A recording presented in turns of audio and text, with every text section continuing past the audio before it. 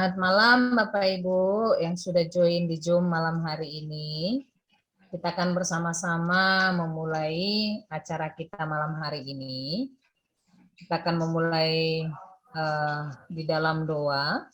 Saya minta dengan kasih untuk Evan boleh membawakan kita di dalam doa pembuka sebelum kita memulai acara malam hari ini. Selamat malam teman-teman. Mari kita bersatu dalam doa. Bapa, terima kasih. Bapa yang mengasihi kami. Terima kasih untuk waktu yang telah Engkau berikan kepada kami, sehingga kami bisa berkumpul lagi di sini, bersekutu untuk mempelajari firman-Mu. Berkati juga hamba-Mu yang akan menyampaikan firman, yang akan mengulik dari kitab Amos, seorang pelayan Engkau yang sangat setia juga. Terima kasih Tuhan, berkati dari sesi dari awal sampai akhir, kami serahkan ke dalam tangan-Mu. Dalam nama Tuhan Yesus kami berdoa. Amin. Ya, terima kasih untuk Pak Evan dari GKY Greenfield Jakarta. Terima kasih sudah memimpin kita di dalam doa. Ya, selamat bergabung untuk Bapak Ibu Saudara. Nanti kita akan bersama-sama diperlengkapi di dalam pembelajaran kita malam hari ini yang materi disampaikan oleh Cuantau Haryono. Cuantau Haryono dia seorang pelayan Tuhan dan secara khusus di GWC sebagai pembina GWC di Medan, yang GWC Ministry, dan juga pemerhati di kaum muda. Ya, biarlah melalui hambanya Cuantau Haryono kita bisa diperlengkapi malam hari ini. Dan Bapak Ibu Saudara, jika ada nanti pertanyaan, jika ada hal-hal yang mau didiskusikan di sesi tanya jawab, nanti bisa disampaikan melalui chat atau secara langsung, bisa raise hand. Dan malam hari ini saya berikan waktu dan kesempatan Cuantau Haryono bisa membawakan materi, dan selamat menikmati untuk Bapak Ibu Saudara. Jangan malu-malu untuk bertanya, jangan malu-malu untuk memberi pendapat. Kita di sini sama-sama belajar semua. Saya persilahkan Cuantau Haryono. Oke, baik. Terima kasih kepada penginjil Desi dari Lampung. Bapak, Ibu, teman-teman, sahabat yang terkasih dari manapun kita berada, kami dari GWC turut berduka cita atas berpulangnya ke rumah Bapak di surga, Bapak Pendeta Emeritus Stephen Sulaiman, pukul 3 semalam dini hari, dan sampai sekarang beliau masih dibekukan karena berhubungan menunggu anak yang akan pulang dari Amerika dan harus karantina dulu. Ya, jadi beberapa waktu yang lalu, GWC punya satu kesempatan untuk 1 bulan penuh dilayani oleh beliau, Pendeta Dr. Andrew Stephen Sulaiman, dengan satu tema yang sangat indah, yaitu life circle, kehidupan manusia. Dan hari ini, beliau sudah mengakhiri semua apa yang menjadi panggilan pelayanan beliau di dunia ini, dan sesuai dengan tema yang beliau sampaikan di akhir, finishing well. Akhirnya semuanya indah dan baik. Dan kerinduan daripada kita semua, perjuangan dari beliau sebagai penyuara kaum minoritas boleh senantiasa terus kita gaungkan bersama. Baik, Bapak, Ibu, saudara-saudara yang terkasih, pada malam hari ini saya akan men-sharingkan satu bagian dengan satu tema besar, yaitu mengulik kitab Amos. Tapi sesungguhnya yang ingin saya sampaikan, yang ingin saya ngulik sebenarnya bukan di Amosnya. Amos hanya satu pendahuluan. Ya. Amos hanya pendahuluan, tapi keadilan sosial itu yang akan kita sama-sama ulik lebih dalam. Saya akan share screen.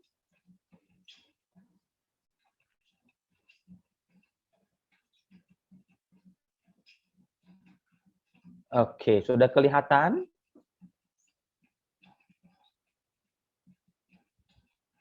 Oke. Nah, tema kita pada malam hari ini adalah Amos, kita mengambil dasarnya adalah Amos. Dia adalah seorang nabi yang menyuarakan tentang keadilan sosial. Ya, kita satu bagian, saya akan membagi dalam dua bagian. Bagian pertama adalah kita akan ngebahas tentang yang namanya Amos dulu. Kemudian yang kedua, kita akan membahas tentang keadilan sosial. Oke, kita mulai. Tapi ya, saya akan Nah, kitab Amos sudah menjadi pembahasan kita setiap hari ketika kita membaca Alkitab, ketika kita mau renungan dan lain sebagainya. Ini adalah sesuatu yang sudah sering kita lakukan. Sudah tiap kali ketika renungan, ada buku atau apapun itu kita baca. Nah, hari ini tidak begitu panjang saya akan membahas latar belakang Amos. Dia adalah bukan seorang nabi. Dia adalah peternak domba.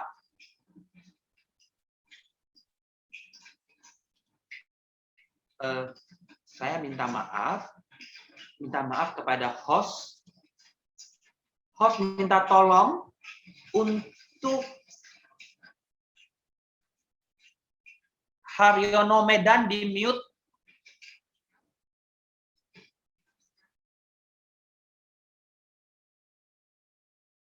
Oke, iya. Sorry ya, ada kesalahan mute. Oke. Jadi sebenarnya Amos ini bukan dari golongan nabi. Dia dari kalangan biasa, bahkan peternak yang tidak begitu dianggap.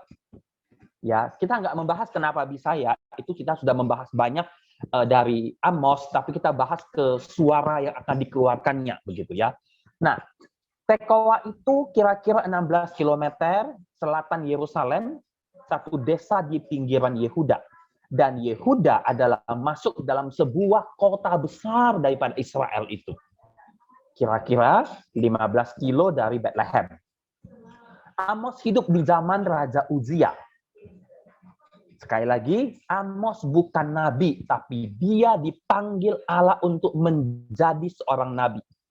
Saya mau katakan, Tuhan punya kedaulatan menentukan siapa, apa, bagaimana. Tidak mesti seorang dengan keturunan A, B, C harus menjadi ini. Dari bapaknya, nenek, kakek, ibunya adalah pendeta, dia adalah pendeta. Nggak harus.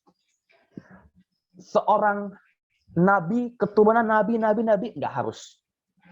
Tidak ada rumusan itu meskipun dalam hukum Taurat, mereka ada secara tradisi. Tapi di dalam kedaulatan Allah tidak ada seperti itu. Sekali lagi, Allah punya kedaulatan bebas menentukan siapapun, mau jadi apapun, dan bagaimanapun. Kita lihat kehidupan, awal-awal kehidupan ketika Nabi Amos ada. Kemakmuran begitu cukup baik di Israel. Lancar, tidak ada kekurangan sandang, pangan, dan papan. Semua it's okay, it's alright. Tetapi itu hanya kelihatan di luar saja. Itu hanya orang lain melihat. Banyak orang melihat negara A, negara B, daerah A bagus, tapi begitu masuk ke dalam ternyata ada yang nggak beres. Sama. Orang dari luar melihat kehidupan pada zaman Nabi Amos baik, lancar, semua oke, terpenuhi. Tapi ketika masuk ke dalam, ada begitu banyak yang tidak beres, yang tidak benar. Banyak ketimpangan. Salah satunya yang disuarakan begitu gencar oleh Amos adalah ketidakadilan kaum kaya terhadap kaum miskin. Tanah dikuasai oleh kelompok-kelompok tertentu, hakim tidak menjalankan fungsinya, orang kaya memeras. Jadi bayangkan dengan situasi kondisi yang seperti itu di satu negeri, bagaimana bisa dikatakan tempat itu lancar dan baik. Kalau kita masuk ke dalam, Kita akan tahu di sana. Semua orang memandang satu negara, contoh sederhana. Saya kasih contoh yang sederhana aja lah. Singapura disebut sebagai negara yang cukup makmur. Negara-negara berkembang. Negara sukses. Negara yang hebat. Dari luar. Tapi ketika kita masuk ke dalam dan menjadi penduduk di sana dan hidup dengan kondisi masyarakat di sana begitu lama, maka akan kelihatan hal-hal yang di luar sepertinya baik, tapi tidak. Ada banyak masalah. Ada banyak hal yang terjadi. Memang di luar secara mayoritas baik, tapi secara personal, per personal itu ada masalah di sana. Inilah yang diserukan oleh seorang Nabi Amos. Dalam kehidupan religiusitasnya, beragam. Penyembahan berhala, ada Baal, Gilgal, Beersheba. Dan masalahnya adalah imam turut dalam pembiaran. Jadi di sini imam, kalau tadi di pertama dikatakan bahwa, saya ingin coba hakim-hakim tidak menjalankan fungsinya dengan baik. Dan yang kali ini juga imam, saya katakan. Tadi hakim, imam. Imam ini turut melakukan pembiaran. Nggak ditegur, ya biarkan aja. Yang penting baik. Inilah menjadi corong besar dari Amos ketika dia bersuara keras diserukan kepada seluruh negeri. Bahkan ingat nanti kita lihat bukan saja di Israel, di Yehuda, banyak. Nah, poin penting yang bisa kita lihat, teguran keras Amos kepada bangsa Israel dan Yehuda. Ini pokoknya kepada mereka berdua paling pokok ya, paling main-nya. Israel telah menjual orang benar karena uang. Amsal 2, Amos 2 ayat 4 mengatakan, karena 3 perbuatan jahat Israel, bahkan 4. Karena mereka menjual orang benar karena uang. Orang miskin pun dijual karena kasut, karena kemiskinannya. Dan yang kedua adalah merujuk kepada suara ini dirujuk kepada penyiksaan budak-budak wanita, penyalahgunaan. Amos 2 ayat 7. Menginjak-injak kepala orang lemah, membelokkan jalan orang sengsara. Ayah dan ibu pergi menjamah perempuan muda sehingga melanggar kekudusan namaku. Ini seruan besar pokok daripada Amos kepada 2 masalah besar ini. Ada masalah kecil-kecil lagi yang akan diserukan oleh Amos. Nah, rumusan kecaman Amos, Bapak Ibu Saudara-saudara, kalau kita baca kitab Amos, pasal 1, pasal 2, ada rumusnya. Dan kata itu berulang. Kata yang berulang dalam teologi perjanjian lama, kita akan melihat teologi perjanjian lama, kata yang diulang berkali-kali, ini adalah suatu penanda. Yang pertama, ini menandakan ini parah. Yang kedua, ini menandakan adalah keseriusan yang sudah penting di mata Tuhan. Yang ketiga, ini adalah satu hal yang sudah menjadi rutinitas dan kebiasaan yang dilakukan. 3 hal penting ketika satu kalimat diulang beberapa kali dalam perjanjian lama. Dan itu bukan saja Amos. Kita baca di kitab Amsal, yang paling banyak adalah ketika di kitab Mazmur. Mazmur itu pujian suara nyanyian, itu pasti banyak ya. Kita lihat. Amsal pertama, karena 3 perbuatan damsik atau 4. Nah, formulanya sama ya. 3 perbuatan jahat, bahkan 4. Sebenarnya bukan hitungan. Sebenarnya kita bukan bilang, oh jadi damsik buat jahatnya 3, terus 4. No, bukan. Konsepnya bukan soal 3. bukan jumlahnya, tapi konsepnya adalah banyak itu. 3 atau 4 itu maksudnya banyak. Karena 3 perbuatan jahat Damsyik, bahkan 4. Apa yang dibuat? Hanya 2 bagian yang dibuat. Apa kesalahan mereka? Kesalahan Damsyik adalah menggiring Gilead ke dalam geretan pengirik dari besi. Maksudnya menyuruh orang-orang di Gilead untuk kerja paksa begitu. Hukumannya, aku akan melepaskan api ke dalam istana Damsyik. Aku akan melenyapkan penduduk Biket Awen menjadi orang buangan. Karena 3 perbuatan jahat gajah, bahkan 4. Orang gajah membuang Israel ke Edom. Akan dilepaskan api ke gajah, melenyapkan penduduk Asdod. Hanya 2 itu saja yang dikemukakan di dalam Alkitab kesalahan mereka. Selebihnya, saya rasa sudah bosan sekali Tuhan melihat perbuatan jahat mereka. Dan Tuhan malas menyebutkannya. Tirus. Ada api yang membakar habis semua puri yang ada di Tirus pada saat itu. Kemudian Edom. Puri Bosra dimakan habis. Salah ketik ini Taman. Kemudian Bani Amon. Api. Kemudian mereka rajanya akan dibuang. Kemudian Moab. Yehuda. Nah, Bapak Ibu Saudara-saudara, tidak ada yang spesial di sini. Kalau kita baca, kalau kita perhatikan lebih lanjut, ada Damsyik, ada gajah, ada Tirus.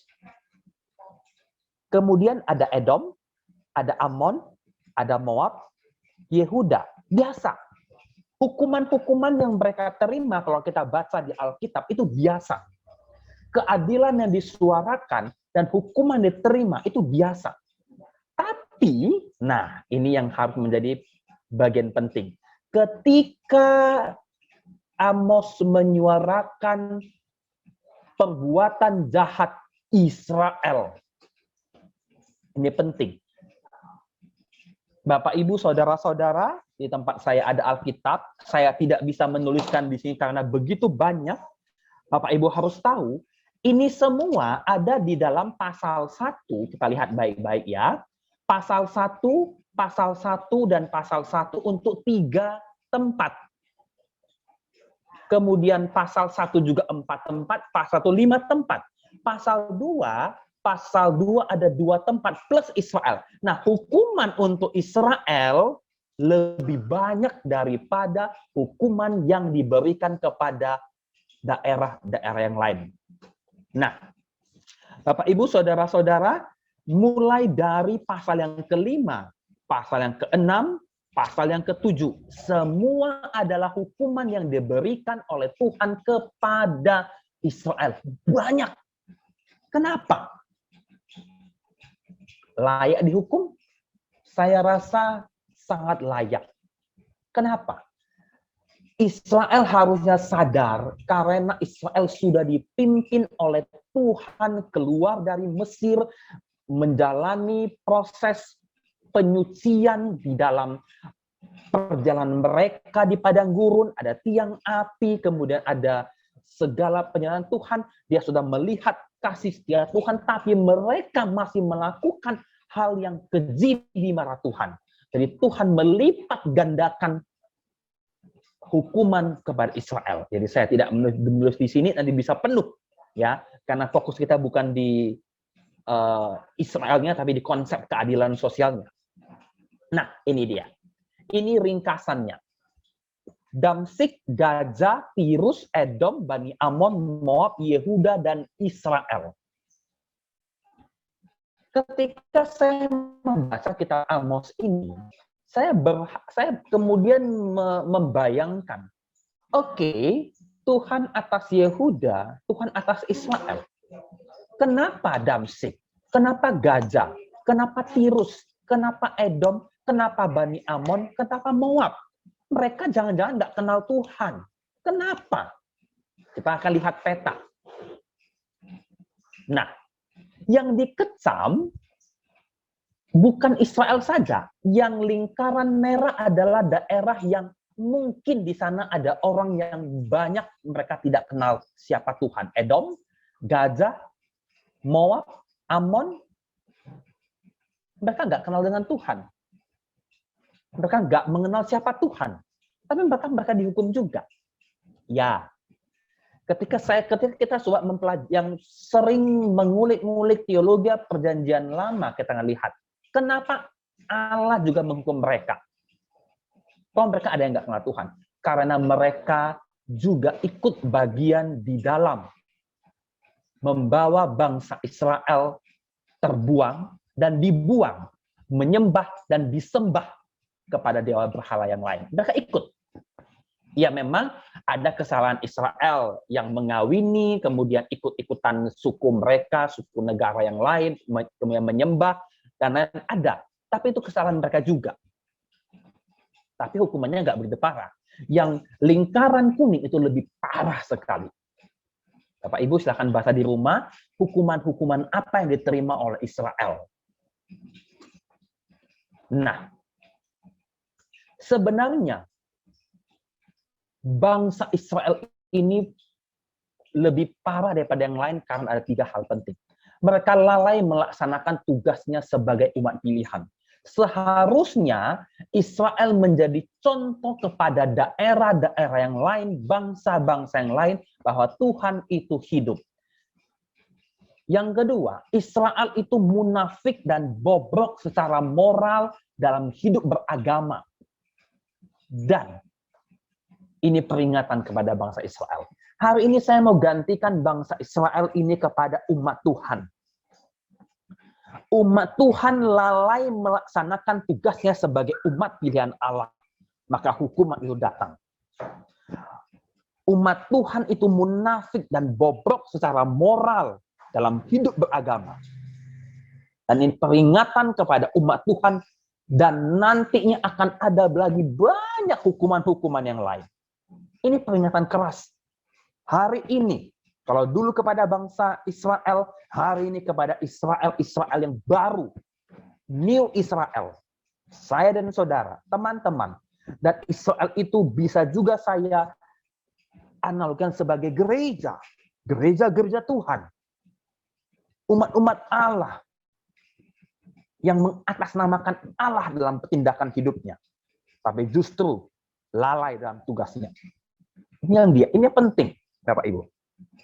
Ini hal yang tidak boleh tidak kita pedulikan. Harus. Hal yang penting. Jadi, karena hal inilah, masalah-masalah inilah, Allah meneriakkan satu kegundahannya melalui diri Amos akan hukuman, dan itu adalah wujud keadilan sosial bagi orang-orang di sana. Kita lihat, keadilan itu bukan untuk Israel saja, tapi untuk bangsa-bangsa di sekelilingnya, bukan? Jadi jangan pikir Allah itu milik Israel saja, tapi orang-orang di sekitarnya, wilayah-wilayah sekitarnya, mereka juga mendapatkan hukuman, karena mereka juga bagian daripada ciptaan Allah dan sederhana. Mungkin enggak begitu berat. Nah, kemudian di Amsal 7 ayat 9 ada penglihatan Amos. Di sini Amos dibuang karena mereka tidak setuju. Dia melihat ada belalang yang datang, ada api sebagai alat penghakiman, ada tali sifat, ada bakul dan buah-buahan, kemudian ada Tuhan yang berdiri dekat mezbah penghakiman itu. Itu penglihatan daripada Amos. Tapi raja-raja di sana mengusir mereka, dibuang. Silakan baca di Amos 7-9. Bagaimana Amos dibuang? Rajanya memerintahkan, dah nggak perlu. Engkau bernubuat di sana, bukan di sini. Tapi, nah, saya juga ingin mengatakan, dalam perjanjian lama ada satu rumusan lagi, yaitu biasanya kalau seorang nabi menyuarakan sesuatu, pasti ada teguran, kemudian ada penghukuman, dan ada janji. Kita jangan lupa, ketika Daud ada teguran, ada hukuman, anaknya meninggal, ada janji. Daud akan dipulihkan, bukan? Sama. Ketika Amos menyuarakan ini kepada bangsa-bangsa, khususnya bangsa Israel, ada janji. Kalaupun mereka mau bertobat, akan didirikan kembali Israel yang baru. Pondok Daud yang roboh itu akan didirikan. Kemudian akan ada pemulihan segala sesuatu. Kalau dulu ada api belalang, semuanya habis, bakul, buah-buahan, semuanya habis. Tapi nanti ada pemulihan segala hasil bumi. Dan nama Israel tidak akan lagi dicabut. Pemulihan janji keselamatan. Ini keadilan.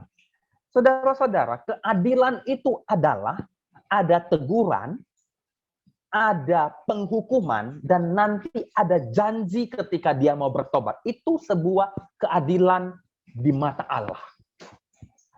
Rumusan dalam teologi Perjanjian Lama adalah, Bapak Ibu, saudara-saudara yang belajar teologi PL, yang mengetahui tentang rumusan ini terhadap kitab nabi-nabi besar, nabi-nabi kecil, itu sudah tahu tentang rumusan ini. Dan inilah yang terjadi dalam kitab Amos. Simple, kitab Amos simple. Tapi, apakah ini sesimpel itu? Kalau dalam Perjanjian Lama, ceritain, oh simple, yang penting mereka bertobat. Oke, selesai. Di masa kini, di masa saat ini, di zaman ini, apakah sesimpel itu? Ada kesalahan, ditegur, ada tindakan Allah, bertobat. Apakah sesimpel itu? Tunggu dulu, Bapak Ibu. Apa itu keadilan sosial? Itu yang penting dulu. Sebelum kita berbicara tentang hukuman, sebelum kita berbicara tentang yang namanya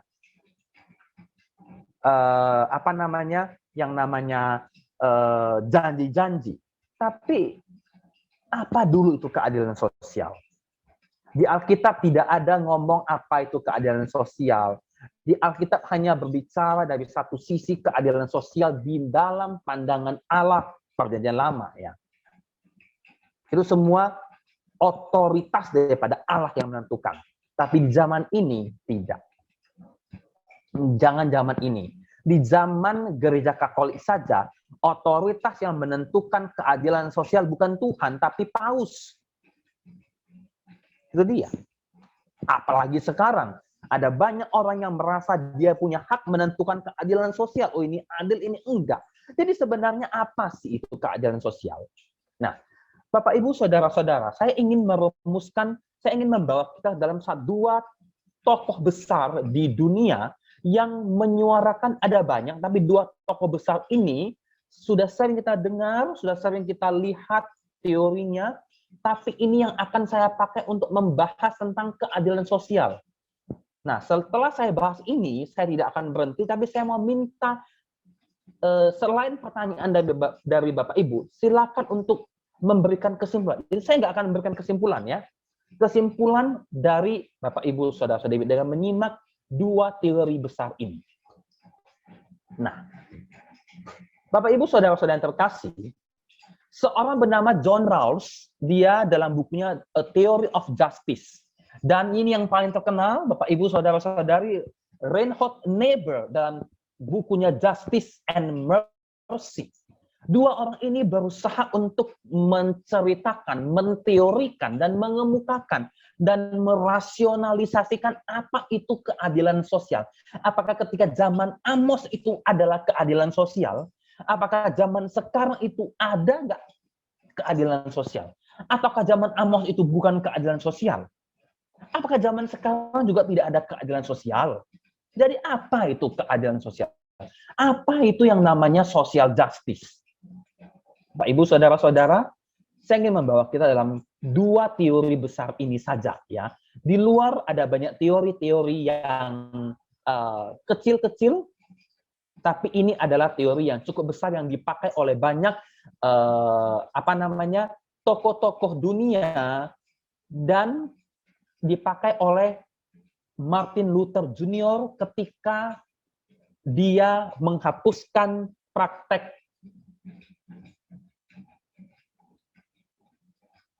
yang membawa orang-orang kulit hitam ke dalam perbudakan apartheid.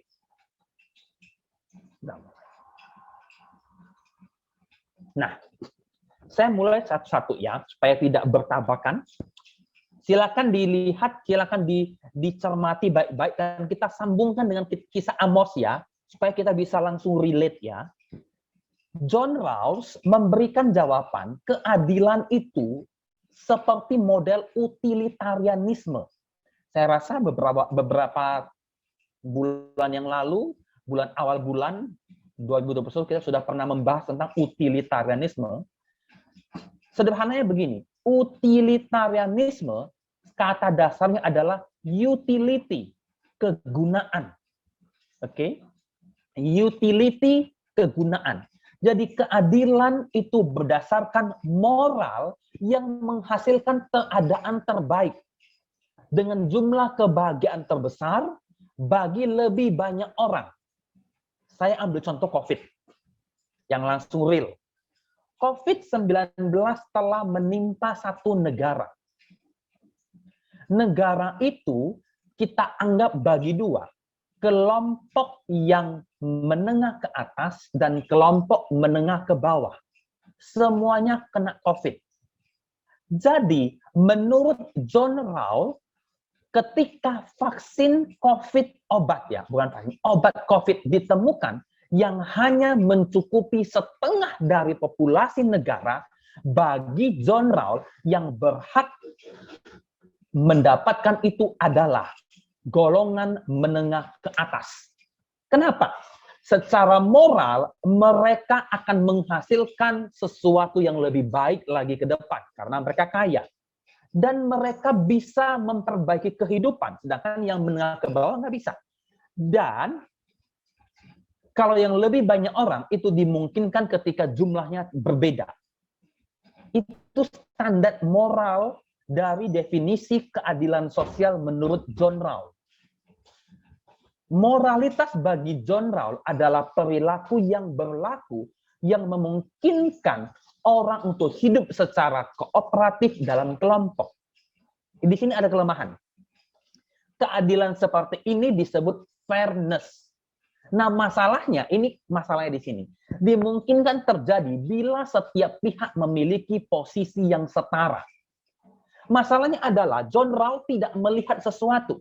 Bagaimana ketika sebuah bangsa, sebuah negara ada miskin, ada kaya, ada terdidik, ada yang tidak terdidik, ada yang punya penghasilan, ada yang kaya raya, dan lain sebagainya. Kan nggak ada yang sama.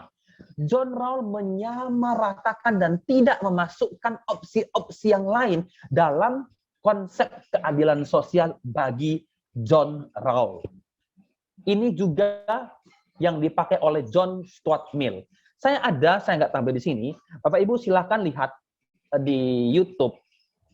Harvard melakukan satu ceramah di mana seorang pendiri daripada mobil Audi memberikan sebuah pandangan kenapa mobil Audi kalau dia tabrakan ada bagian yang rusak dan ada yang meninggal, mana yang harus diperbaiki, mana yang harus dikeluarkan uang, apakah orang yang meninggal, luka-luka, atau mobilnya. Nah, itu pakai sistem utilitarianisme yang dikemukakan oleh John Stuart Mill. Sama itu. Dia lihat mana yang terbaik, mana yang mempunyai kebahagiaan terbesar, mana yang orang besar punya dampak. Yang lain dia nggak mau tahu. Nah, ini kelemahannya dari John Rawls. Ini kelemahan dari John Rawls. Ya. Kemudian, selanjutnya, bagi Reinhold Niebuhr. Nah, ini juga masalah sekarang. Bagi Reinhold Niebuhr, etika Kristen Protestan dalam konsep justice, social justice adalah kasih.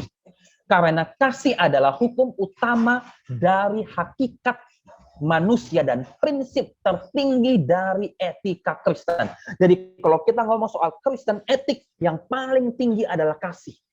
Dan keadaan keadilan moral diukur bagaimana orang-orang bisa mengasihi. Nah, ini yang kecil saya ingin mengatakan, saya ingin menggarisbawahi yang kecil, ini satu masalah besar.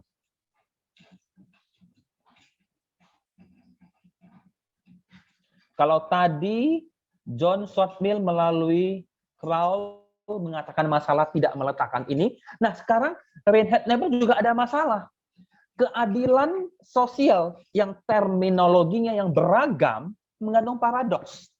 Karena keadilan itu tidak bisa lepas dari semangat keadilan. Aturan keadilan. Saya nabrak orang, aturannya kan begitu. Jadi yang lain nggak dapat keadilan dong? Pasti iya. Struktur keadilan. Kalkulasi hak. Hak orang yang ditabrak, hak mobil yang menabrak, hak pemilik perusahaan mobil. Dan lebih sering keadilan sosial. Ini paling nyata dalam kehidupan sekarang. Keadilan sosial lebih sering kita berbicara tentang keseimbangan kekuasaan dan persaingan kepentingan. Ini nyata di dalam kehidupan kita. Kita nggak usah jauh-jauh. Ketika seorang anak pejabat membunuh, ketika seorang anggota DPR bolos, hal-hal yang terjadi yang sudah sering kita dengar, ketidakadilan. Semangat kita iya, semangatnya harus adil. Tapi kita harus masukkan kalkulasinya adalah keseimbangan kekuasaan dan persaingan kepentingan. Ada kepentingan masuk di dalam. Dan menurutnya, keadilan yang hanya sebatas keadilan adalah keadilan yang kurang. Keadilan yang sempurna adalah keadaan persaudaraan. Dan di mana tidak ada konflik kepentingan. Ini, bentar, saya ingin coba menggarisbawahi bagi kita semua adalah, ini hal yang penting, ketika keadilan itu disebut adil ketika tidak ada konflik kepentingan bagi seorang Reinhard Niebuhr. Namun, nah, ini orang Kristen. Namun, keadaan demikian adalah suatu ketidakmungkinan karena dunia ini penuh dengan dosa. Ini masalah. Ketika dosa ada, kasih nggak mungkin ada. Jadi paradoks dalam kalkulasi social justice itu akan muncul. Tidak akan ada keadilan. Nah, ini dua, teorinya dipakai banyak orang. Kalau perusahaan besar, mereka akan banyak memakai konsep utilitarianisme yang awal dikemukakan oleh John Stuart Mill, tapi dikenalkan oleh John Rawls ketika membahas tentang social justice. Tapi orang Kristen banyak akan memakai Reinhard Niebuhr, di mana ada kasih. Hidup tidak ada konflik, tapi masalahnya di dalamnya ada dosa. Susah, bukan? Nah, saya ingin membahas lebih singkat pembahasan saya. Seperti demikian. Kita akan melakukan perbandingan prinsip. Jadi ini semua ada prinsip ya. Ini ada prinsip yang harus kita ingat baik-baik. Ini gampangnya ya. Prinsip dari John Rawls dan juga prinsip dari Niebuhr. Prinsipnya cuma dua. Dari yang tadi panjang lebar, dua saja. Menurut John Rawls, setiap orang memiliki klaim yang sama yang tidak dapat ditawar. Saya benar, kamu benar, semua benar. Terhadap sebuah skema dasar yang memadai, yang oke lah begitu, yang masih oke gitu. Semua orang. Kemudian, Rawls juga mengatakan bahwa ketidaksetaraan sosial dan ekonomi harus dimuat secara resmi, terbuka, dan memberi manfaat bagi anggota masyarakat yang kurang diuntungkan. Bagi Rawls. Nah, untuk melengkapi dua prinsip ini dibutuhkan sesuatu hal. satu hal yang penting untuk melengkapi dua prinsip ini, yaitu apa? Yaitu negara. Negara memiliki power untuk melakukan klaim dasar atas kebebasan semua manusia dan memiliki sebuah tindakan action langsung untuk menyatakan secara terbuka golongan masyarakat dan memberikan manfaat bagi yang miskin, yang lemah, yang kurang diuntungkan. Itu menurut John Rawls. Inilah teori negara yang pada teori sebuah social justice yang dipakai untuk membangun sebuah negara pada awalnya. Kemudian, bagaimana dengan Richard? Dengan Reinhold Niebuhr? Saya pakai KS, keadilan sosial, biar nggak panjang. Keadilan sosial itu selalu dihubungkan dengan dosa, kesombongan, dan inferioritas yang dirasakan manusia di hadapan keterbatasan mereka. Saya nggak bisa, saya berdosa. Saya nggak bisa, saya nggak mampu. Saya nggak bisa, saya nggak tahu apa-apa. Saya nggak bisa, saya sudah dalam dosa. Pokoknya nggak bisa gitu. Kalau yang satu, kita bandingkannya, kalau yang pertama memiliki klaim semua bebas, sama, memadai, tapi yang kedua adalah saya nggak bisa. Yang satu bisa, Rawls, Niebuhr nggak bisa karena dosa. Kan klaimnya sudah yang dijelaskan yang tadi ya. Ini yang seperti Amos ya. Yang Niebuhr ini mungkin seperti Amos setelah ditegur. Kemudian keadilan sosial yang asali, yang sejatinya, dan hukum kodrat tidak dapat dipisahkan karena kebebasan manusia yang menetapkan setiap standar keadilan di bawah kemungkinan yang lebih tinggi. Kebenaran yang sejatinya dialami secara transenden. Nah, ini lebih ke teologi. Kalau yang tadi akan merumuskan sebuah konsep negara, maka Niebuhr akan merumuskan satu konsep besar yang disebut orang-orang Kristen sebagai kasih. Ini beda.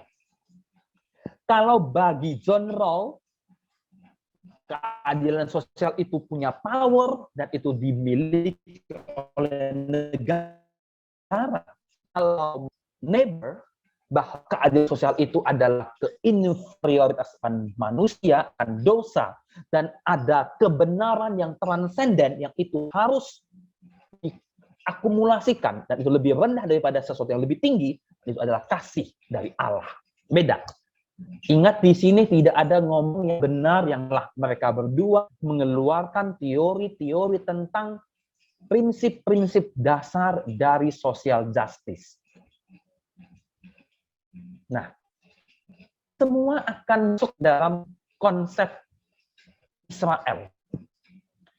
Ketika Israel mempunyai raja dan negara, maka konsep John Rawls ini terjadi. Meskipun mereka berontak ya. Tapi ketika kasih ini juga ada di dalamnya, ada. Tapi ketika Kristus datang, maka konsep social justice akan lebih mengacu kepada kasih. Negara ada. Ketika negara itu menjadi konsep John Rawls, apakah nggak ada kasih? Ada kasih. Ketika kasih masuk dalam perjanjian baru sampai sekarang, apakah nggak ada negara? Negara ada. Malah dipakai lagi. Paulus mengatakan bahwa negara adalah perpanjangan tangan. Pemerintah adalah perpanjangan tangan Allah untuk menunjukkan keadilan Tuhan. Ada, masih ada dalamnya.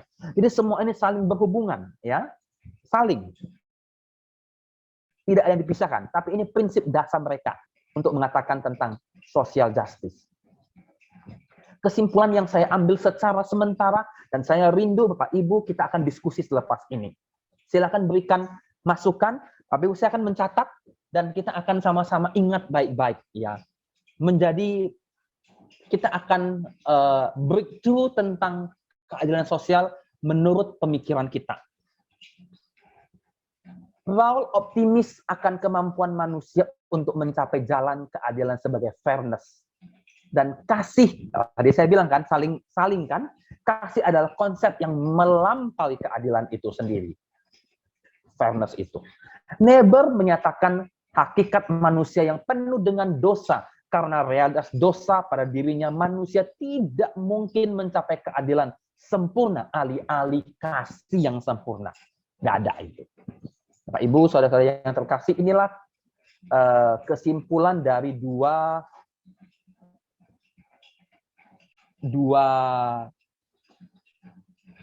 penggagas teori ini. Keduanya mengajak masyarakat dalam pencarian keadilan untuk berpihak kepada mereka yang lemah. Dua-dua bagus. Dan yang lebih tidak diuntungkan dalam masyarakat. Pada saat itulah kasih melebihi keadilan dan kesetaraan. Oke, Bapak Ibu saudara-saudara, ini adalah bagian kecil daripada pemaparan tentang keadilan sosial. Ingat, yang kita ambil adalah social justice, mengambil satu sampel yaitu kitab Amos. Nah, Bapak Ibu saudara-saudara yang terkasih, saya berhenti share screen. Nah, Bapak Ibu saudara-saudara yang terkasih, saya rindu kita semua sama-sama bisa ngobrol, bisa membuka suara kita tentang konsep dari kasih yang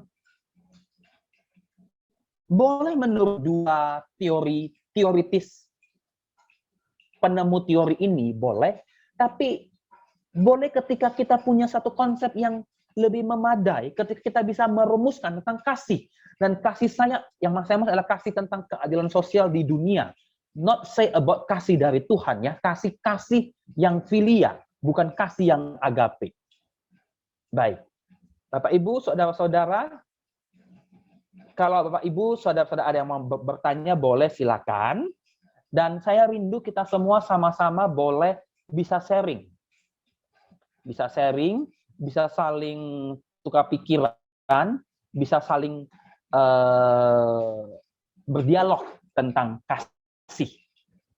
Ya, saya kira sampai di sini materi yang saya berikan.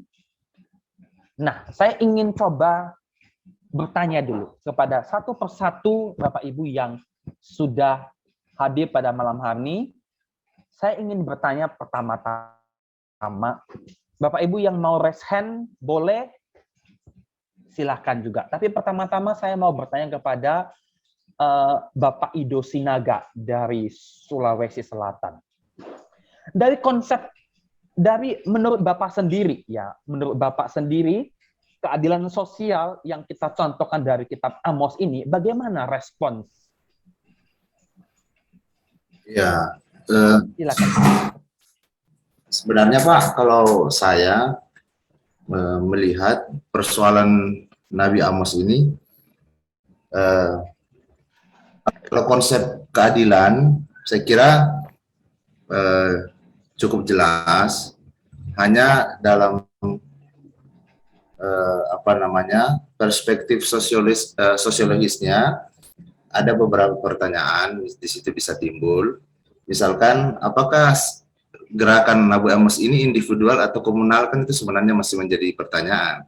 Kalau dia secara individual, saya pikir lantas gaungnya itu sampai kemudian menjadi sebuah tulisan yang bersifat bersifat sejarah bagi sebuah bangsa yang besar, saya pikir terlalu fantastis barangkali. Hanya saja kita yang mungkin perlu mengelaborasi lebih jauh tentang fakta itu.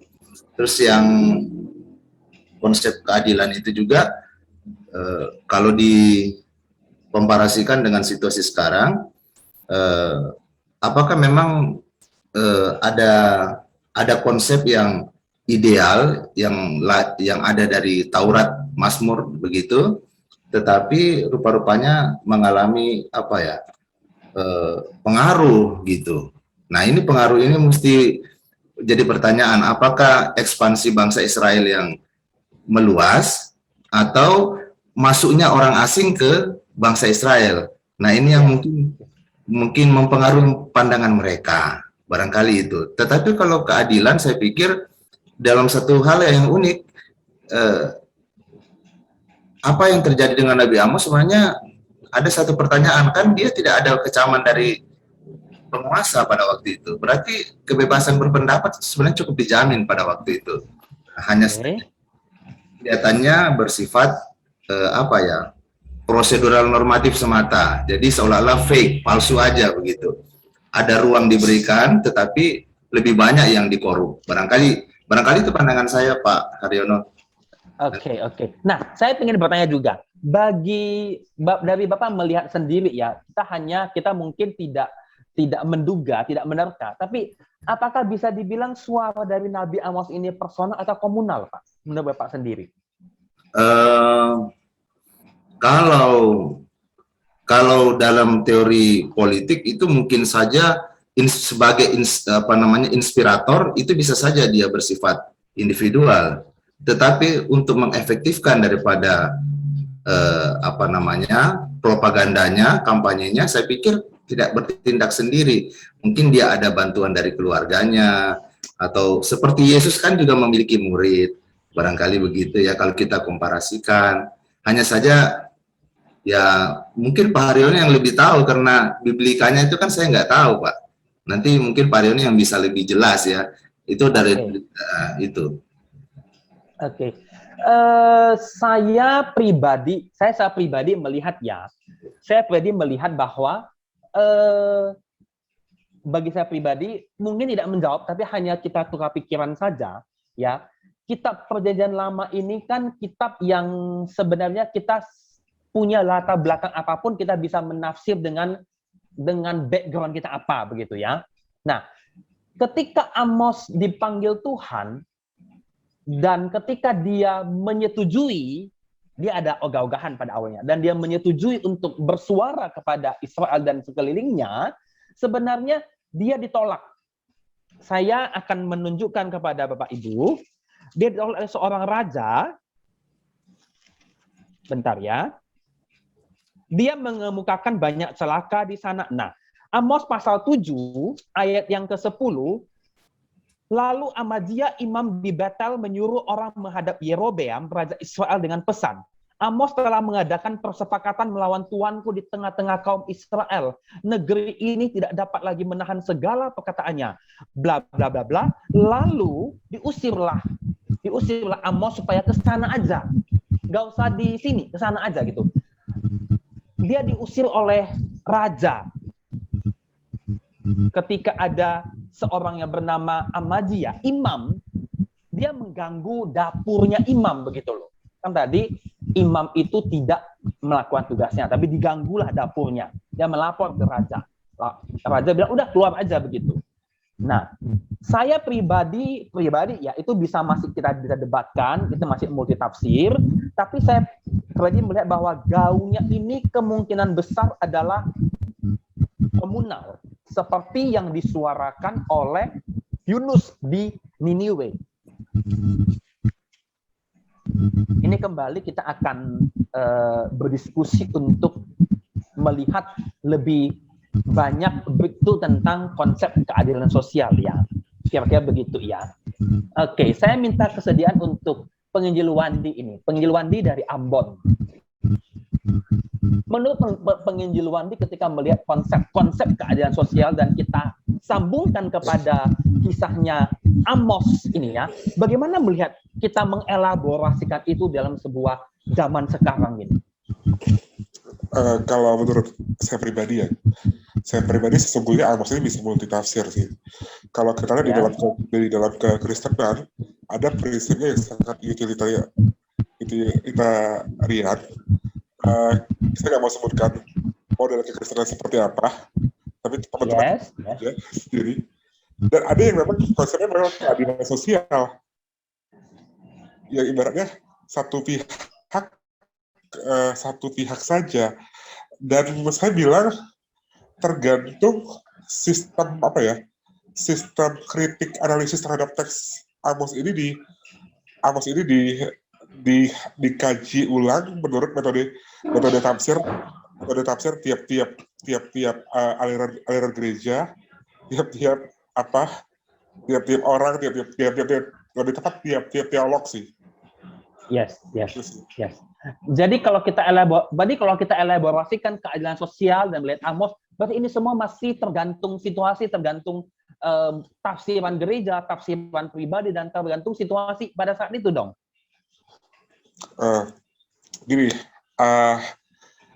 Kita bisa sebenarnya ini salah satu hal yang mungkin nggak bisa kita sebenarnya dua prinsip yang Koko bilang tadi pun ada prinsip yang baik sebenarnya dua-duanya. Cuma misalnya gini, ada berapa hal yang pihak yang mengatakan bahwa saya nggak setuju dengan pandangan ini karena bagi dia ibaratnya contohnya tidak ada kasih. Yes. Tidak ada kasih, tidak ada misalnya contohnya di mana konsep bahwa hak privilege-nya Tuhan. Kalau gitu, kalau semuanya dapat. Dan sebenarnya semua itu adalah prinsip yang baik. Dan ada orang-orang Kristen bahkan orang yang tidak dipedulikan, orang yang tidak dipedulikan harus juga dipedulikan. Sebenarnya nggak ada satu sangkut paut antara untung dan dirugikan terhadap pegang konsep ini. Ini lebih soalnya lebih hal-hal yang berkaitan soal pengajaran soal implementasi dari berteologi itu sih. Ya, di Perjanjian Lama ini semua murni pengajaran, ini semua murni teguran. Tapi begitu masuk ke zaman sekarang, ini semua sudah menjadi ada belokan-belokan khusus yang kita semua sudah tahu. Nah, jadi ini semua juga, ya, saya sangat mengerti bagaimana kita bisa membaca Amos dari sudut pandang kita. Oke, thank you. Saya minta kesediaan untuk Pak Herben. Pak Herben ada masukan, ada pandangan. Iya, thank you. Saya sebenarnya baru masuk beberapa menit. Ya, tapi kalau bicara kitab Amos, saya nggak dengar apa yang disampaikan Pak Haryono. Iya. Ya, tapi mungkin suatu himbauan pengingatkan kepada publik supaya publik itu balik kepada hukum gitu ya. Jadi ini mengingat bagaimana publik memahami supaya balik ingat lagi kepada hukum. Supaya bisa memperhatikan yang lemah, yang susah gitu. Seperti itu sih. Jadi mengingatkan himbauan kepada publik dalam hal ini orang-orang Samaria ya, Yuda.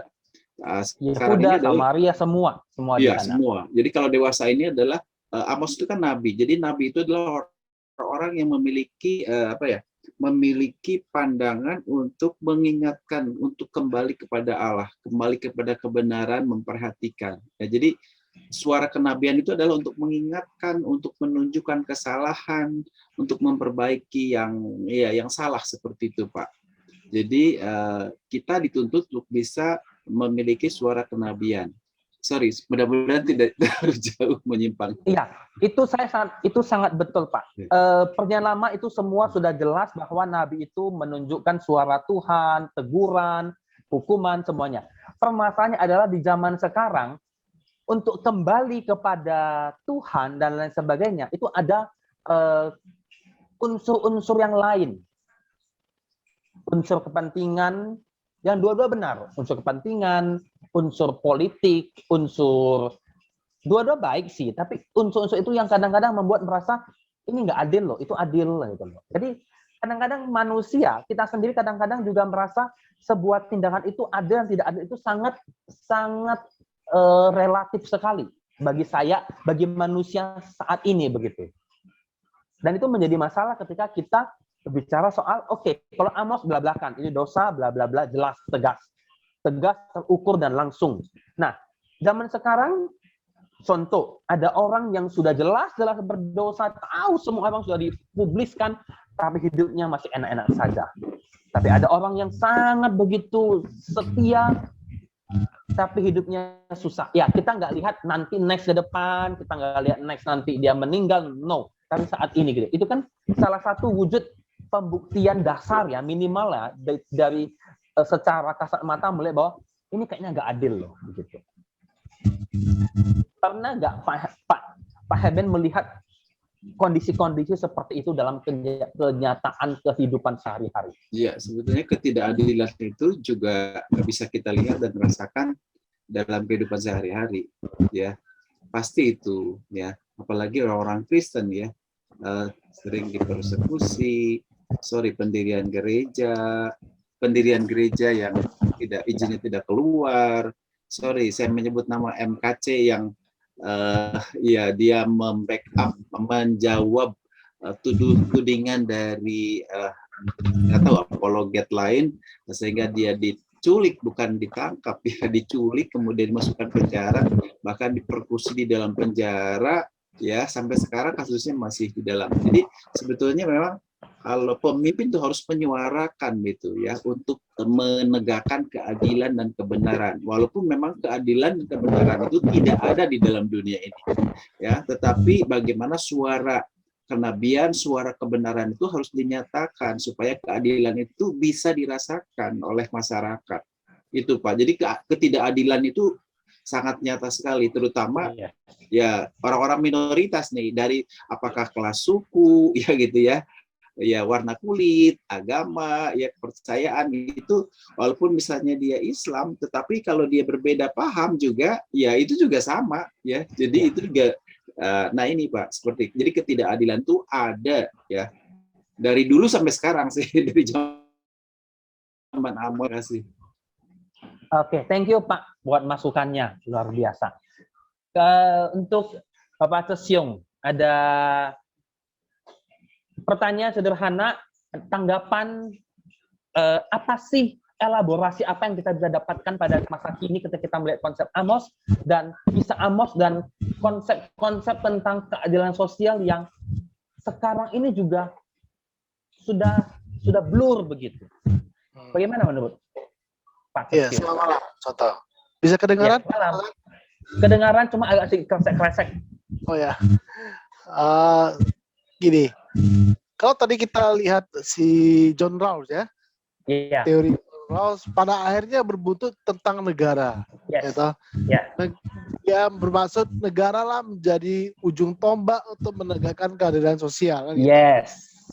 Pertanyaan saya tinggal satu, negara yang berbasis apa? Iya. Gitu.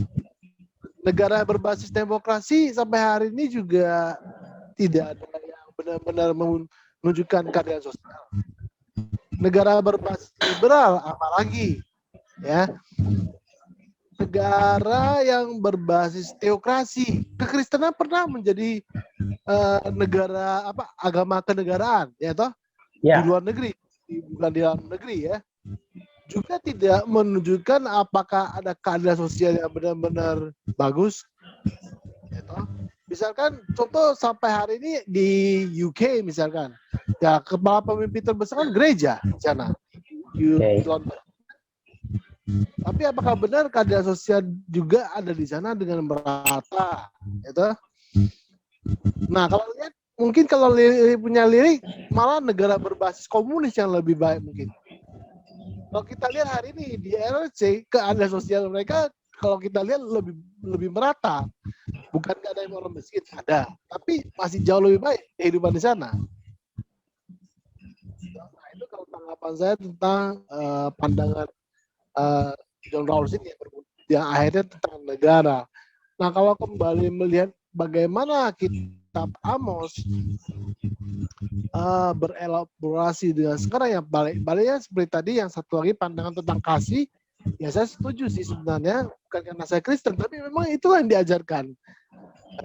Bahwasanya Allah memiliki kasih baru bisa melakukan sesuatu. Artinya gini, Yesus mengajarkan kamu harus mengasihi orang lain seperti kamu mengasihi diri sendiri, kan itu. Kalau kita tidak mampu mengasihi orang lain seperti mengasihi diri sendiri, maka keadilan sosial itu ya tidak akan mungkin terwujud. Lalu kalau kita sebagai pengikut Kristus belum mampu mengasihi orang lain seperti mengasihi diri sendiri, maka harus bertanya-tanya, benarkah kita pengikut Kristus? Saya pikir itu contoh.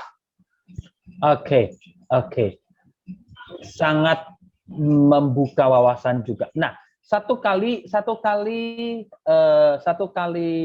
saya mendengar bahwa atau tadi disinggung bahwa komunis. Saya merasa itu sesuatu yang sangat faktual sekali. Kita lihat saja Korea Utara. semua sama, nggak usah jauh-jauh ya. Pangkas rambut itu sudah diatur begitu. Ya di satu sisi kita terkekang, tapi pangkas rambut pun diatur. Baca buku pun diatur. Ya di satu sisi ada batasan, ya. Tapi kalau ngomong soal keadilan sosial itu juga ada. Ini yang menjadi masalah ya. Ini yang menjadi masalah. Di satu kita teriak soal demokrasi, soal negara yang bebas, tapi di satu lain bahwa kebebasannya kebablasan, bahkan nggak ada kasih dan lain sebagainya. Ini satu masalah yang memang harus kita gumulkan juga. Kalau Thank you.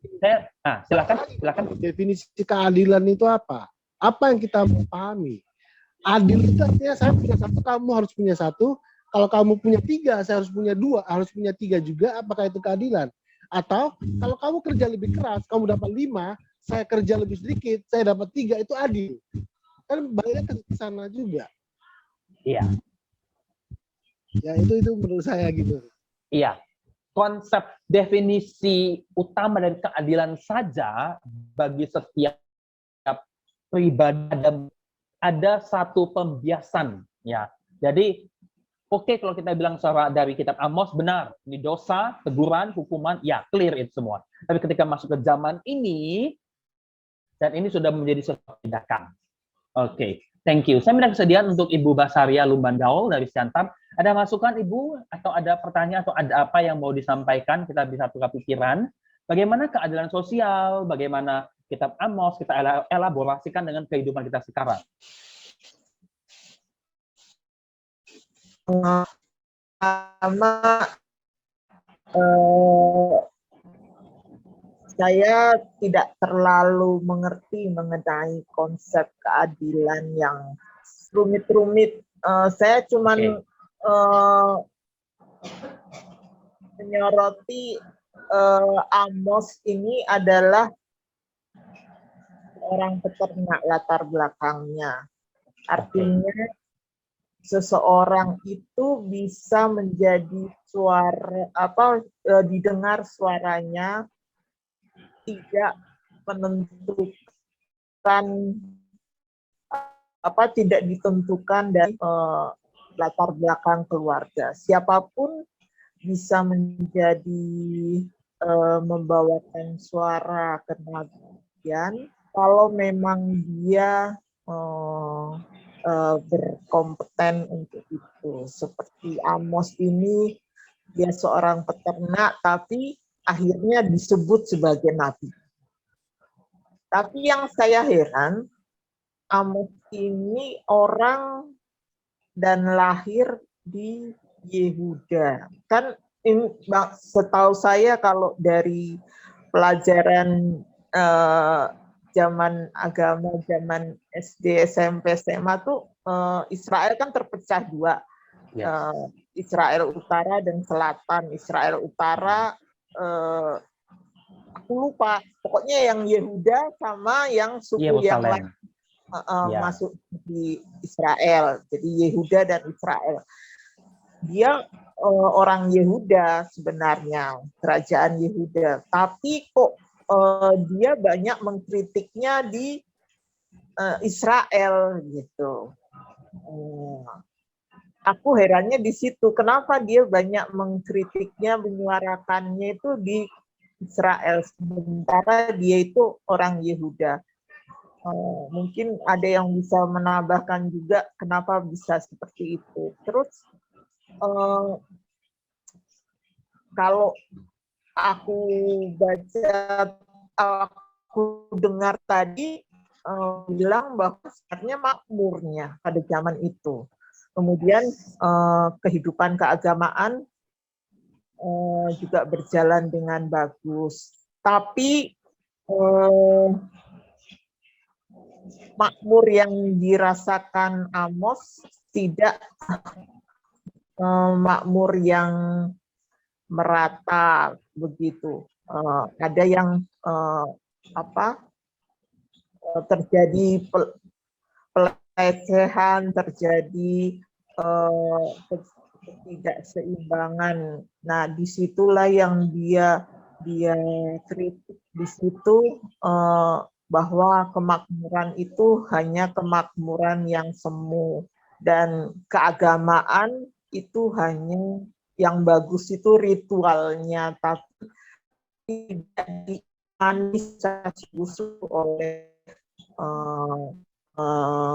masyarakat semua, sehingga nampak dari terjadinya banyak pelecehan terhadap kaum-kaum yang termarginalisasi, artinya yang jadi budak, yang tidak punya hak lah di zaman itu.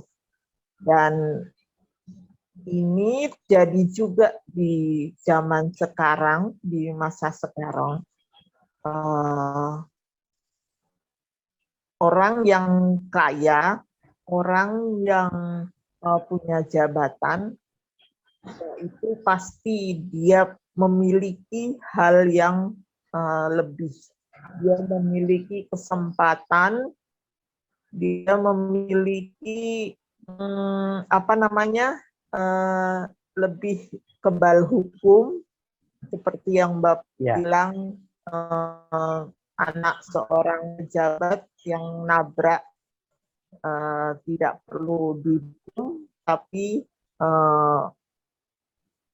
ada banyak, bisa melalui uang, bisa melalui apa, semua.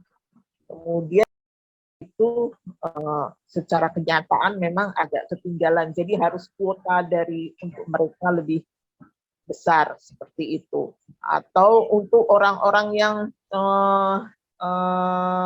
ekonominya lemah, ya harus diberikan lebih besar untuk masuk ke misalnya ke universitas negeri atau sekolah-sekolah negeri. Seperti itu menurut saya, Pak. Saya akan saya mau berikan kesempatan teman-teman. Kenapa ini pertanyaan yang bagus ya dari Ibu Basaria. Amos bukan dari Israel, dia dari Yehuda ya, dari utara. Kenapa malah dia mengatakan penghukuman bahkan di 2 pasal itu semua dikerahkan, masalahnya kekuatan penghukuman itu banyak di Israel begitu loh. Padahal dia bukan dari sana gitu loh. Itu menjadi satu, boleh diselidiki dan boleh dicari itu ya. Dugaan saya ya, pada awalnya dugaan saya adalah Israel, Yerusalem, Yehuda itu bagian besar dari Israel. Jadi tidak masalah kalau dari Yehuda atau dari Yerusalem yang melakukan maklumat besar ini bagi saya ya. Tapi belum saya selidiki dan saya nggak tahu apakah ini juga ada hubungan dengan demografi. Itu juga saya belum menyelidiki. Tapi saya mau tanya dengan Ibu, saya tertarik sekali dengan gambar Ibu, Stop Stigma and Discrimination. Apakah dengan gambar Ibu saya juga ingin bertanya, apakah dengan melakukan stop stigma dan diskriminasi, satu konsep keadilan sosial itu bisa terwujudkan nggak?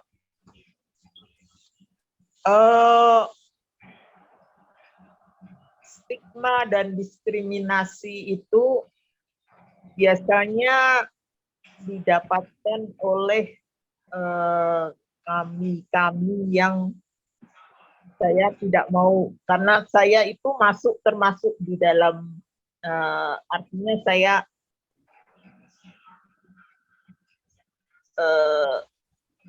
gini, saya memang banyak bergerak di Yes. Nah, ketika Ibu sendiri membela ataupun berada di posisi orang yang terstigma dan terdiskriminasi, baik dari kelompok lain atau bahkan dari suku atau apa, anggaplah suku A terdiskriminasi dan Ibu merupakan bagian dari suku A dan memperjuangkan itu. Nah, dampak untuk merasakan keadilan sosial itu seberapa besar begitu? Iya, jelas. Gampangannya gini, Pak.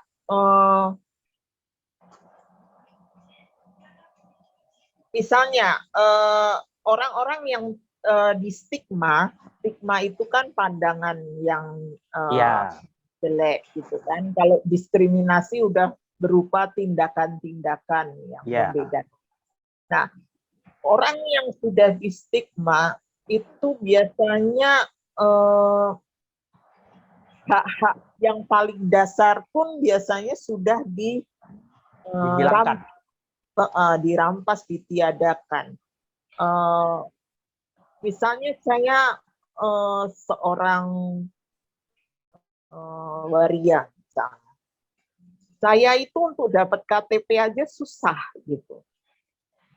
Yes. Otomatis kalau saya KTP aja pun nggak susah untuk mendapatkan, ya udah keadilan yang lain-lainnya, apalagi akses untuk mendapatkan pelayanan kesehatan, akses untuk mendapatkan bantuan sosial, misalnya bansos yang nggak dapat.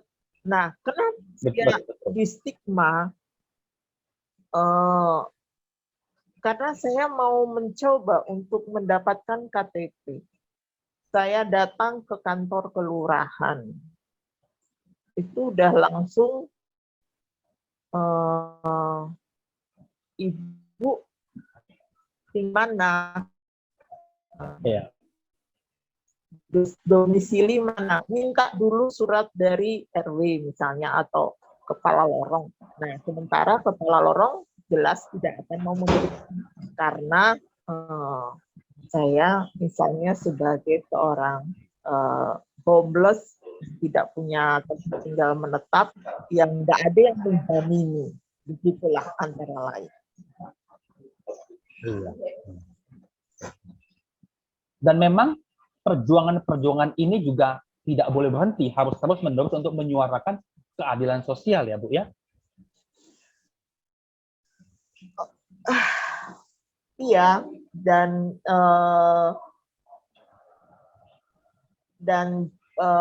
untuk meniadakan stigma dan diskriminasi ini ya harus terus menerus, dan cerita positif mengenai orang-orang yang terstigma dan terdiskriminasi ini ya harus disuarakan supaya semakin orang itu tidak menstigma mereka begitu. Yes. Betul. Oke, thank you. Oke, Bapak Ibu ada yang mau bertanya atau yang mau menjawab atau ada yang mau memberikan komentar? Silakan. Boleh menambahkan, Pak. Satu orang terakhir. Silakan, ada Pak Hebe, ada Pak Ido. Silakan. Saya menambahkan aja ya. Silakan. Jadi Pak, kalau melihat konteks sekarang dibanding dengan apa yang di konteks Nabi Amos, saya mau bawa satu ayat dari Habakuk nih. Jadi keadilan itu terbalik ya. Jadi Ayub 1 ayat 4 berkata demikian. Itulah sebabnya hukum kehilangan kekuatannya dan tidak pernah muncul keadilan. Sebab orang fasik mengepung orang benar, itulah sebabnya keadilan muncul terbalik. Jadi dewasa ini kebenaran, keadilan itu saya lanjutkan dari yang tadi, apa yang dikatakan oleh Pak Cesyung dan Ibu Basaria. Ya, ini tidak ada keadilan ya. Jadi munculnya terbalik. Ya, kalau kita baca buku juga Kerajaan Sungsang, jadi kasih itu terbalik ya. Mestinya ada keadilan dan kebenaran yang bisa dirasakan oleh rakyat, tapi ternyata itu tidak dirasakan oleh orang-orang yang harusnya menikmati keadilan itu. Dan dewasa ini ya tadi ya tidak ada keadilan itu bisa dirasakan. Contohnya tadi Ibu itu bilang mau bikin KTP karena mungkin KTP agamanya harus A atau X, itu juga tidak keluar atau bagaimana ya susah juga. Jadi ini kebenaran yang terbalik itu tidak ada.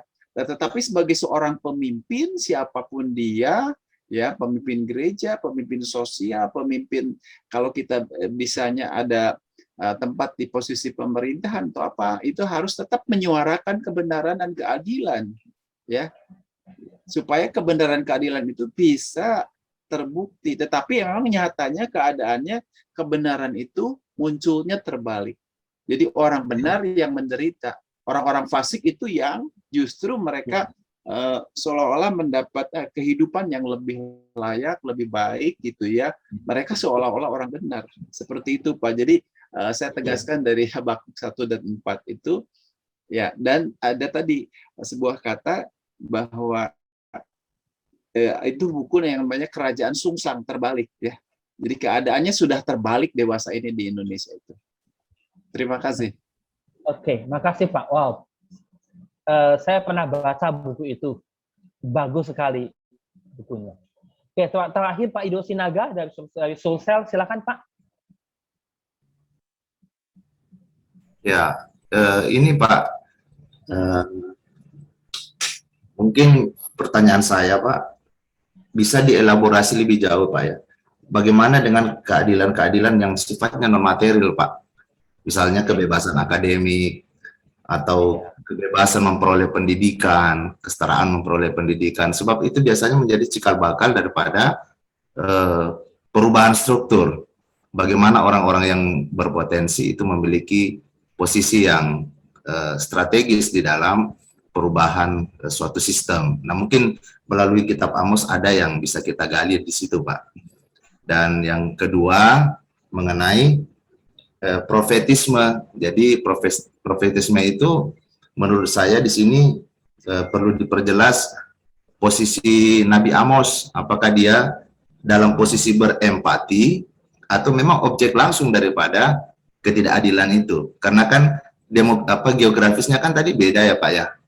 Nabi ya, apakah memang dia sebagai objek langsung daripada ketidakadilan tersebut, atau lebih dominan karena berempati kepada orang yang mengalami ketidakadilan? Nah, itu mungkin mau diperjelas begitu Pak. Oke. Ya, terima kasih Pak. Terima kasih. Seperti tadi yang dikatakan Pak Herben, Kerajaan Sungsang. Jadi sepertinya perlu orang-orang yang kita sambungkan dengan pertanyaan dari Pak Ido tadi, orang-orang yang tidak mempunyai kesempatan mengecap pendidikan baik, pada orang itu adalah orang yang berintegritas. Jadi itu harus kita lakukan, harus dipaksa untuk, kita bilang, paksa sekolah supaya nanti ketika dia ada posisi, dia bersuara, begitu. Itu harus. Nah, memang itu kalau di Indonesia, kita nggak bilang jauh, di Indonesia itu ada sedikit kesulitan. Nah, nggak usah jauh-jauh. Kasus DKI Jakarta, orang yang bersuara ternyata dibungkam. Muncul pemimpin yang seperti ini. Nah, terus begitu, terus itu seperti lingkaran, bahasa saya ya, seperti lingkaran setan yang ya begitu-begitu aja. Tidak akan bisa berakhir kalau tidak ada satu pendobrak. Tidak ada satu orang yang bisa, pokoknya saya harus gitu loh. Dan biasanya orang-orang yang berani mendobrak adalah orang-orang yang tidak takut mati. Atau pokoknya hidup saya udah habis lah begitu. Biasanya begitu. Nah, kemudian tentang apakah profetik daripada Nabi Amos, apakah dia sebagai nabi yang ikut merasakan atau hanya mempunyai tugas? Bagi saya pribadi, ketika saya membaca kitab Amos dan buku-buku tentang kitab Amos dan teologi Perjanjian Lama, sangat mungkin Nabi Amos itu adalah orang pribadi yang terkenal langsung. Pertama, masalah persoalan tentang ketidakadilan sosial di dalam sistem pemerintahan, keberagamaan. Dan yang kemudian adalah, saya bisa bayangkan begini, seperti tadi yang dikatakan oleh Pak Ido, bahwa, saya lupa, Pak Ido atau yang lain, Nabi Amos, Ibu Basaria, bahwa Nabi Amos itu punya satu kecakapan, punya satu kemampuan untuk menyuarakan itu semua. Dia adalah seorang yang punya kemampuan itu. Jadi tugasnya adalah seorang peternak domba. Terlepas dari kedaulatan Allah menentukan dia menjadi pesuara Allah, tapi dia adalah pribadi yang mampu dan sanggup, dan kerjaannya adalah peternak domba. Kalau kita kalkulasikan, kita jangan mengambil bagian ranah ya Tuhan, tapi secara manusiawi, bagaimana mungkin seorang peternak domba itu bisa melantangkan suara-suara kenabian tanpa kita melakukan tanpa ada intervensi Allah ya, secara murni, bisa. Kemungkinan pertama dia orang yang punya pendidikan, dia orang yang bisa dan mampu merasionalisasikan kalau itu dia kena ataupun dia melihat kejadian begitu. Tapi minimal adalah dia adalah orang yang cakap. Nah, di sanalah letak itu yang penting. Nah, bentar, Pak Herben mengatakan bagus. Habakuk 1 ayat 4, itulah sebabnya hukum kehilangan kekuatannya dan tidak akan pernah muncul keadilan. Orang fasik mengepung. Nah, saya sambungkan lagi. Jangan-jangan ketika orang fasik mengepung kehidupan orang-orang benar dan keadilan itu terbalik, nah, disinilah Amos dengan intervensi Allah dia bersuara. Kalau dia tidak bersuara, maka nggak bisa. Kita harus selidiki sama-sama juga. Saya mendorong Bapak Ibu untuk menyelidiki bersama-sama apakah Amos ini adalah orang yang terimbas dampak ketidakadilan sosial atau dia hanya melihat dan punya rasa empati. Ya, tidak jelas, tidak begitu belak-belakan ditulis, itu harus dalam tafsiran-tafsiran tertentu, tapi mari kita mencoba mencarinya sehingga kita jelas untuk menentukan bahwa oh, ternyata ini Amos lah. Dialah pribadi Amos. Sehingga memaktubkan satu konsep bahwa Amos berbicara karena A, B, C. Jelas begitu. Saya rasa pertanyaan Pak Ido menjadi satu kegelisahan kita semua untuk lebih jelas, untuk mencari tahu referensi kita lebih banyak tentang pribadi dari Amos. Saya rasa itu tugas kita semua ya, sebagai seorang yang giat dalam membaca Alkitab. Ya. Baik, Bapak Ibu, saudara-saudara, waktu sudah menunjukkan pukul 9 pas. Jadi kesimpulan terakhir dari percakapan-percakapan kita yang ingin kita katakan, seperti yang dikatakan oleh Pak Susyong bahwa satu hal yang penting adalah kasihilah sesama manusia. Kasih menjadi satu landasan utama. Apapun itu. Ketidakadilan selalu ada. Pak Hebe mengatakan dunia terbalik, kerajaan sungsang, tapi kasih harus ada di dalamnya. Tidak peduli mau Amos, mau siapapun itu, ketika ada orang yang mampu dan punya kekuatan untuk bersuara, seperti yang dikatakan oleh Ibu Basaria, maka dia harus bersuara. Sehingga stigma, diskriminasi, ketidakadilan sosial itu boleh benar-benar mungkin nggak diumpukan, tapi kita kurangi perlahan demi perlahan. Saya kira itu. Ibu Basaria mau menambahkan terakhir, Ibu? Dari kata Amos, menanggung beban. Yes. Dan mengangkat beban. Berarti dari situ mungkin dia adalah juga korban dari suatu ketidakadilan. Itu Pak, mau tambahan aja sih. Sangat. Di satu sisi saya sudah membaca itu pada awal, cuman saya masih meragukan karena kan domba. Pada saat dia memberikan nubuat-nubuat itu, terus raja juga marah sama dia, terus dia diasingkan kan? Iya, betul. Berarti, raja marah, mungkin mengganggu kenyamanan dia sebagai peternak ya. Bukan, kalau saya melihat sepertinya suara atau kritikan dari Amos ini sudah mengganggu hakim-hakim dan alim yang formal yang sudah ditetapkan oleh raja-raja. Jadi seperti hakim-hakim dan alim ulama mendesak raja untuk menyingkirkan Amos karena merasa terganggu atas kritikannya. Betul. Jadi dia langsung ikut dalam konsep ketidakadilan ini, dia langsung merasakan itu. Iya. Oke, dan ketika dia ngomong semua terusik begitu ya. Jadi ada yang ngomong pasti ada yang terusik. Itu suatu hal yang biasa ya. Oke, Bapak Ibu, saudara-saudara yang terkasih, kita menyudahi Zoom kita tepat pukul 9 pada malam hari ini. Sebagai penutup, kami minta kesediaan untuk saudara-saudari Deborah untuk boleh menutup kita dalam doa. Kami persilahkan. Mari kita berdoa.